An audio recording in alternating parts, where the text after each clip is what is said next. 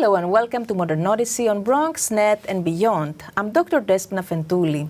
Today in our program devoted to 250 years of American democracy and 205 years since the beginning of the Greek Revolution, we explore the deep historical and cultural ties between Greece and the United States, from shared revolutionary ideals to enduring influences in education, faith, and public life. We will also examine the role of the Greek diaspora and Philhellenism, as well as the continued celebration of Greek independence through community events such as the Greek Independence Parade in New York.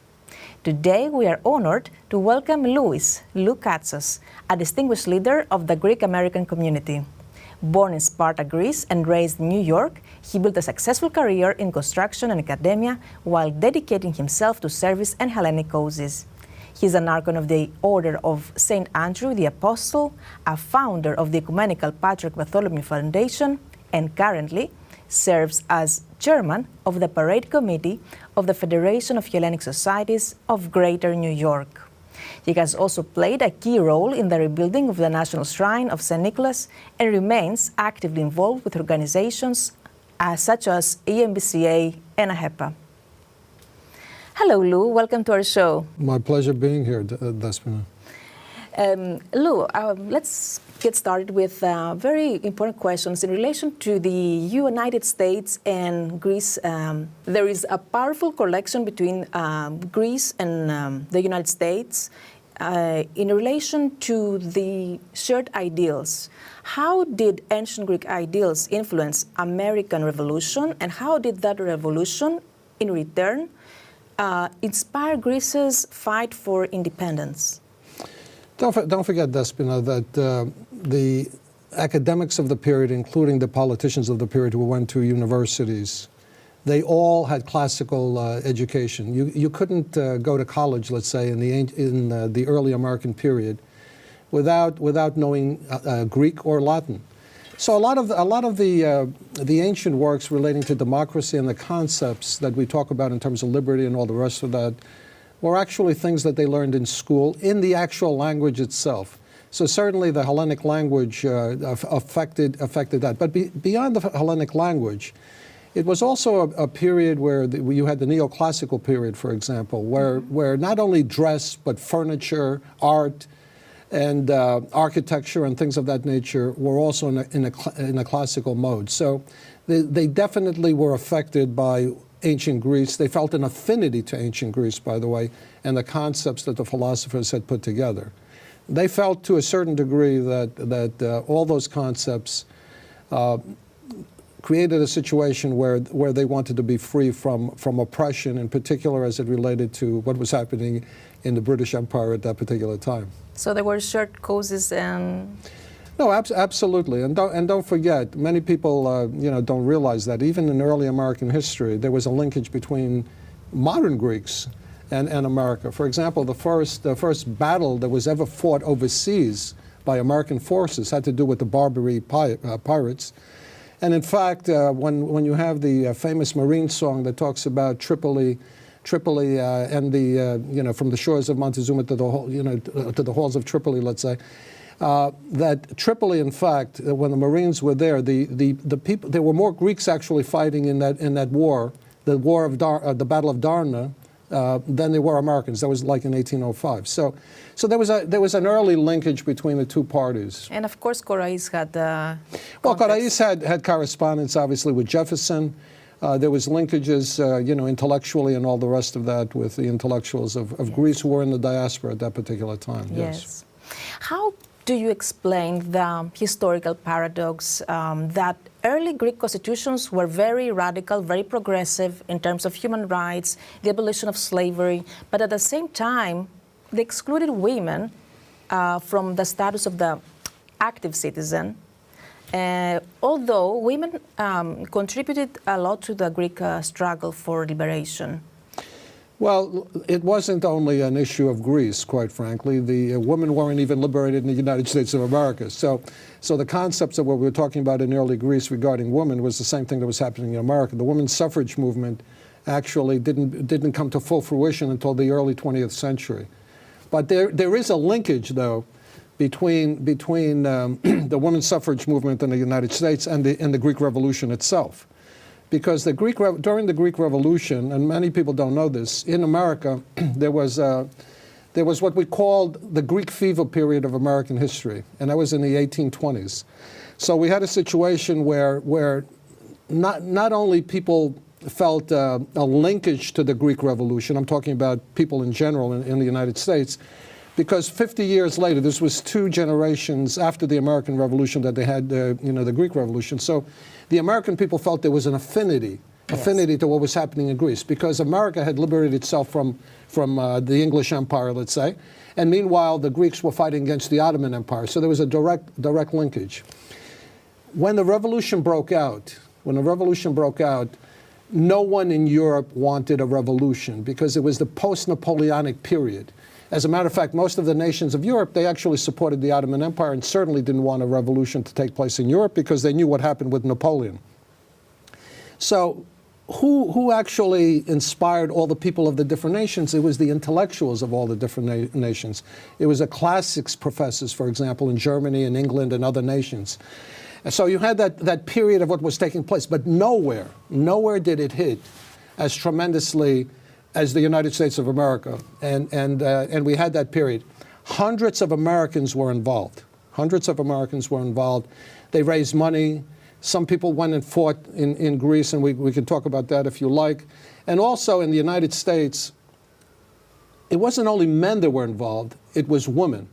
And for the first time, they were actually involved in these type of issues. They had never been involved in those type of issues before because everybody felt that the woman must be in the home. But women were actually involved in all those things, raising money, sewing things, having dialogue and writing letters to women in Greece, a correspondence with people, etc. And they became very active in that movement.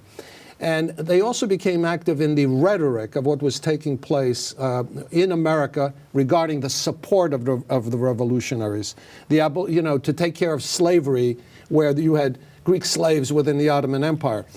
All these concepts combined had a tremendous effect on the United States.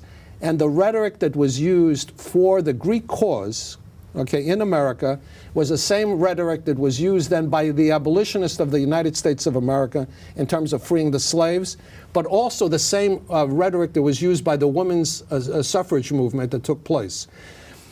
In America, we have to understand that when the Civil War ended and we had free slavery, there was a battle within the women's rights movement. I don't know if most people are aware of that. One group said, okay, we're going to free the slaves and later we'll take care of the women. There was another group that said, no, we want women's rights right now. Yes. It was the battle that took place over decades until the early 20th century when they had full suffrage. So the Greek Revolution had a tremendous effect in America in terms of the abolitionist movements and the women's suffrage movement. At the same time, in the 19th century, the most famous statue in America was the Greek slave. The Greek slave was a Greek woman that was basically bound in a slave market and being sold. That in itself, the women who saw that in itself saw themselves also to a certain degree as slaves.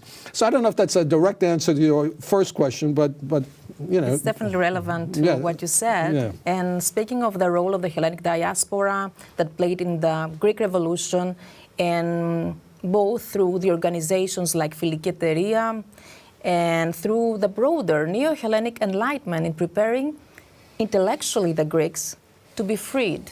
Can you give us a comment on that? Well, I'll talk about the diaspora for a second. Again, most people don't realize that there was more Hellenic people in the diaspora than they were in Greece itself when the revolution took place. So and it was organized outside of Greece. And it was organized outside because there were intellectual movements and all the rest of that, Vigas Fereos and even others before that who were talking way before the revolution with regards to freeing the Hellenes, let's say, from the Ottoman Empire. You had the Philiki Eteria, which was in Odessa, obviously that also supported freeing the country. But then again, you had merchants from around the world. Many people don't realize this. They know that the Greek shipping fleet, for example, is the largest shipping fleet in the world right now. And maybe the audience may not know this, but right now you have probably about 85% of all world trade is through shipping. And 20% of that world trade is with Greek shipping. So they are the largest shippers in the world. At the time that we're talking about, they also were merchants throughout Europe that were Greek, actually, that were involved in financially supporting the revolution.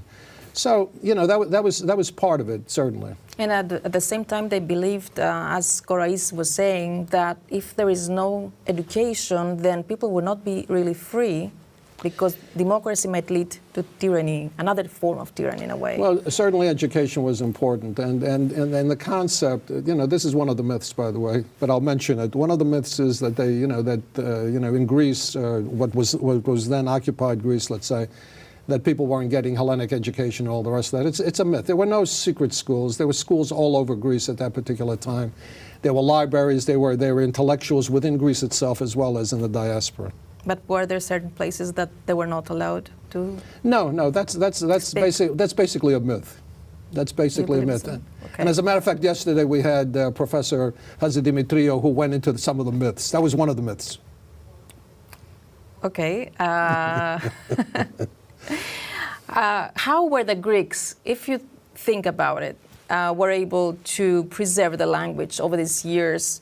And the Greek religious faith, the Greek Orthodox faith, despite the oppression they were experiencing, and also the financial pressure they're experiencing during the Ottoman rule. Well, you know, that's another thing that people have to understand. People were allowed to speak their language. Don't forget that within the Ottoman Empire, you had segregation based on religion. Okay, so the Greeks were part of what they called the Rum, or the Romyi, the Rum millet. The Muslim had their own millet, and the Jews had their own millet, etc. So they had really their own system, where they had their own education and all the rest of that. So no one really stopped anyone from speaking Greek. As a matter of fact, again, most people don't realize in mainland Greece, whether you were a Muslim or someone who was a Greek Orthodox, that the language that was used was the Hellenic language.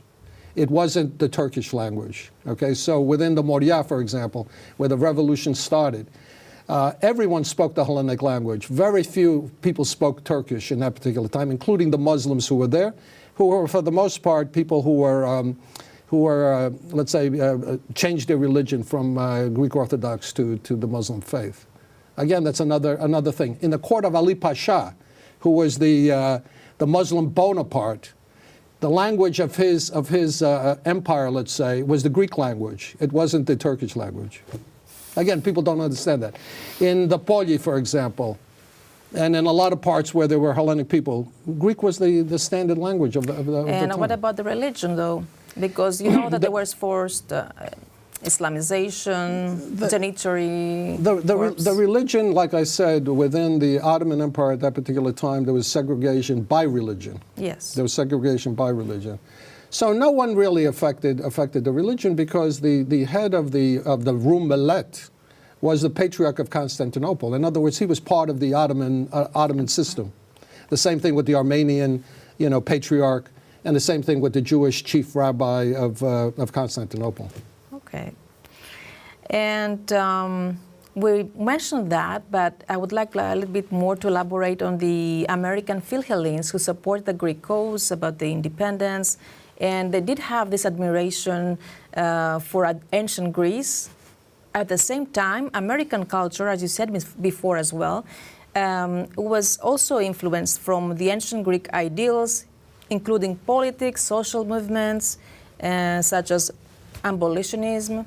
But also, it's an interesting part to remember that architecture was also influenced. It was the Greek fever time that you mentioned before, that they started building courts and big spaces, revival styles, and also giving Greek names to different cities around the United States. That's true. That's true. As a matter of fact, this state, New York State in particular, by the way, has a lot of Greek names. But there's only 3 cities in the United States that were actually linked to the revolution.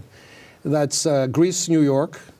That's Skio, which is for Chios, New York, and also Ypsilanti. Those are the only 3. But around the nation, for example, there's all these classical names. And New York, per se, in particular, the middle of New York, central New York, has the most classical names anywhere in the United States of America. And that had to do with a classics professor who basically partitioned out, in those days, when the revolution ended, the American Revolution, they partitioned out the middle of New York State to give land to those who fought in the American Revolution. And all those cities, all those towns, etc., have Greek names or classical names. As a chairman of the parade committee of the Federation of Hellenic Societies of Greater New York, can you share more about this year's Greek Independence Parade and the events your committee is organizing to commemorate the Greek independence? Well, this year is a very special year because it's not only the 205th anniversary of the start of the Greek Revolution, but it's also the 250th anniversary of the Declaration of Independence. Okay, so the linkage between the two nations, okay, the period of time when these two nations combined, is something that we took very seriously. As a matter of fact, the logo that we have this year is the 205-250 logo. We have Athena, for example, facing the Lady Liberty. And there's a series of events, lectures, presentations, boat trips to the Statue of Liberty, etc., that all have thematically, by the way, not only in the United States, but also in Greece, we've done events in Greece, that relate to this theme and the linkage of the two nations.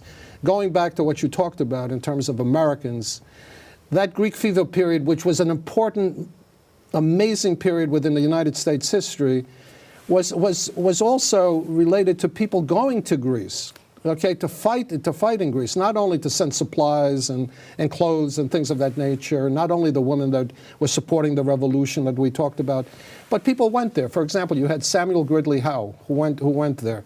The first American who went to Greece to fight, George Jarvis, was from New York. Okay, he went to fight it, and not only did he fight, he's actually buried in Greece. As is a relative of George Washington, who's also buried in Greece. He fought in Greece near Nafpaktos, and he's basically buried in that particular location. You had Jonathan Miller, major abolitionist. Samuel Gridley Howe, who I mentioned, major abolitionist, certainly when they came back to the United States. You had James Williams, the African-American slave, who went to Greece and actually fought within Greece. Okay, so there was tremendous amount of interest by Americans in Greece itself. And a big connection with Philadelphia, right?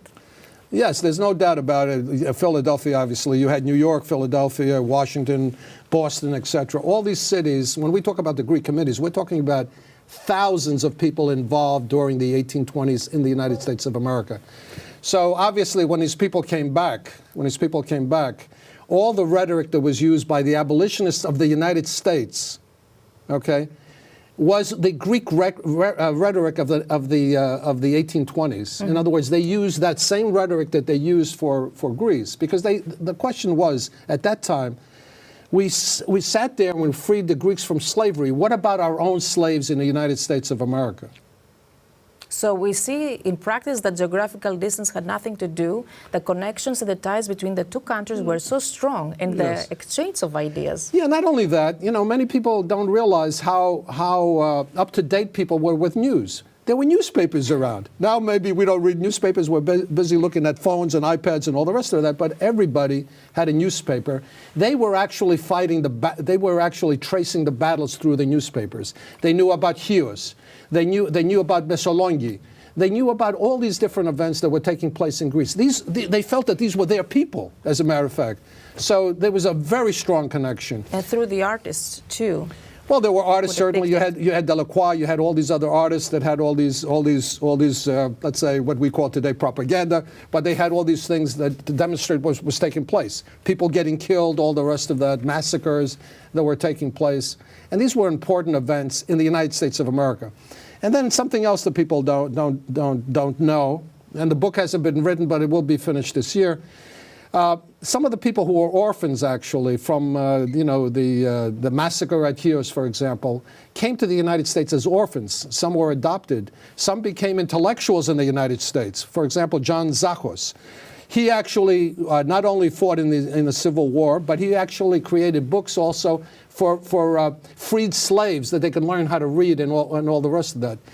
The Greek merchants, the cotton merchants that we talked about, were in the United States of America, and they actually were affected the Civil War and controlled actually the cotton trade and created alternate sources for cotton in Alexandria, or let's say Egypt and India, so the cotton mills of England would not have a situation where they would join the South, for example. That's why they remained neutral. That's why England remained neutral in the Civil War of the United States. So these connections are very important. Connections not known by many, whether they're Greek or American, to be honest with you. But they're extremely important connections, and that's what this parade is about. The connections between America and Hellas over a long period of time. During the American Revolution, Greek Revolution, and afterwards. Okay, a tremendous linkage. So that's what we talk about in our presentations. And let us not forget that the United States, France, and Greece were the three first democracies of the modern world. That's correct. And also, let's not forget, this is important, that Haiti was the first nation to recognize the Hellenic Revolution. Yes. And as a matter of fact, the Haitians are going to march with us in this parade that's coming up. You have a Spartan background, and I want to ask you how this Hellenic Spartan Greek background has shaped your philosophy of service, and how has that influenced your work with EMBCA and your contributions to the Greek American community, especially through the National Shrine of St. Nicholas? Well, that's a lot of questions being asked at the same time. Let me say this. Of course, I have a laconic background, or what you would call a Spartan background. But don't forget, I don't see any differential between my American background or my Hellenic background. To me, they're the same thing. Blend. They're totally linked. They're totally linked. What is fantastic about the ancient world of Hellas is what's fantastic about the United States of America. So I feel very comfortable with both those. I don't differentiate those things. And let me say that in terms of the way I view things, in terms of Hellenism. When I think of Hellenism, yes, we're Hellenes, and some people say, okay, the Hellenic people, they believe in Hellenism. But Hellenism is not just a uniquely Greek thing. It's an international concept, an international thought. So when we talk about the concepts that we're talking about Philhellenic thoughts, whether they're Philhellenic thoughts in America or England or whatever. These are primal and elementary things. Freedom, democracy, all these things are part of Hellenism. And I feel, again, very comfortable with all those things. Now, in terms of dedicating my time, etc., I've been fortunate. I've been fortunate in my life. I've done well. And sometimes you have to give back, okay? And I've given back. And when people ask me for help, let's say when you mentioned St. Nicholas, and they had certain issues and problems, I received a couple of calls from John Katzimatidis that many people know, and also Father Alex Karloutsos, and they said, listen, we have a problem here. We had started the St. Nicholas, church. It had been in abeyance. There were issues for a few years. Can you come and help us? And when people ask me to come and help, of course I'm going to come and help.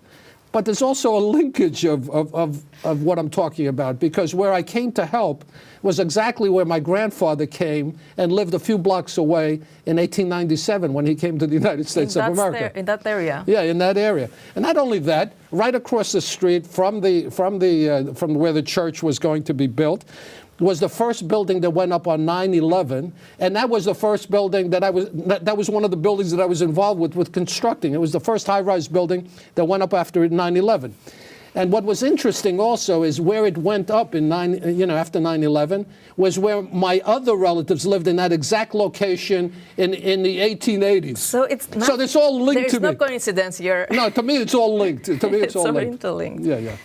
Lou, thank you so much for this great discussion. My pleasure, my pleasure. Before we conclude, I would like to share a small token of appreciation with you. Oh, my God. Oh.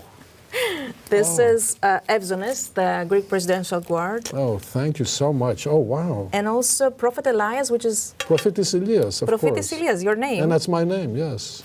And that's amazing. Thank you so much, Despina, for this. It really warms my heart to see this. Thank you so much. It's with love and appreciation from also my sister, Despina Afentouli, who is an artist. Please give her my regards. It's fantastic, beautiful.